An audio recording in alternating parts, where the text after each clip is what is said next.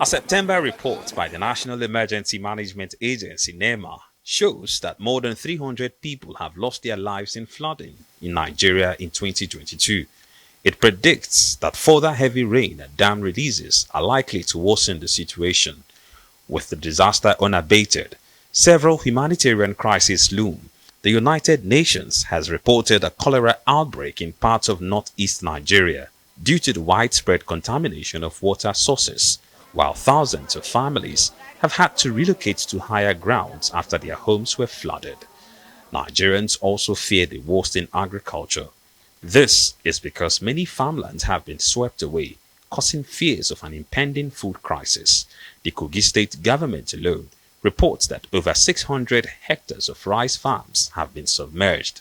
Also, many farmlands have been reportedly destroyed by flood in Kebbi, Zamfara, Niger, Nasarawa, Rivers, Cross Rivers, Sokoto, Gombe, Bauchi, Adamawa, Jigawa, Edo, and some parts of Kwara states. A fallout of the flood and its effect is the fuel scarcity in the federal capital and environs.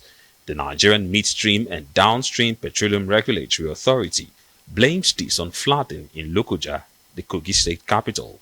The agency says vehicular movements on the Lokoja-Abuja Expressway have been grounded, affecting the distribution of petroleum products. While the devastation continued, government agencies appear to have no strategy to check the flooding. Rather, the resort is to blame games. The Nigeria Hydrological Services blames state and local governments for disregarding adequate and timely warnings and weather advisories issued by the various federal government agencies to avert flood disaster in 2022. The situation is also blamed on the release of water from the Lacto Dam by the Cameroonian authorities, creating a heavy impact on communities with water banks along the courses of rivers Niger and Benue. Together with these are the issues of climate change and human factors such as improper agricultural practices, blockage of drainage and deforestation.